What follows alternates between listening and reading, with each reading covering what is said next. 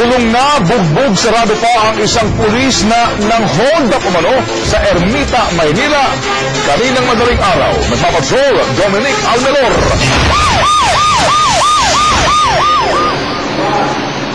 Hiyang-hiya tayo humarap sa kamera si PO2 Abraham Mamikaw na nakatalaga sa Station 9 ng Manila Police District. Duguan siya matapos kuyugin at bugbugin ng taong bayan kaninang madaling araw.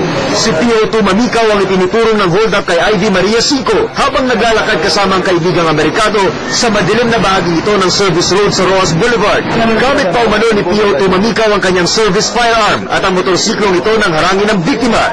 Suddenly, ginagrab niya yung bag ko. Hindi ko binitawan eh. Sumigaw ako.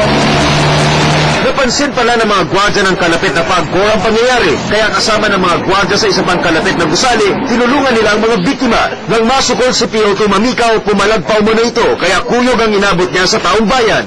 Magpupumiglas po sir eh. Gusto niya talagang tumakas talaga sir. Sa presinto na nalaman ni Cinco na pulis pala ang umano'y ng hold up sa kanya. Dapat siya yung nagpo-protect, hindi siya yung nang-bibiktima ng tao. Nakakahiya. Dapat tanggalin siya. Pati mga kabaro ni PO2 Mamikaw di maitago ang pagkadismaya sa kinasangkutan ng pulis. Masasaktan din ako dahil kami nagtatrabaho at ginagawa ng maayos eh nadadamay dahil sa isang pulis lang. Awa ko sa kanya na nagtatampo, mga gaya ng pulis na na-involve sa mga ganang kaso. Kasong kriminal at administratibo ang haharapin ni PO2 Mamikaw. Dominic Almelor, Patrol ng Pilipino,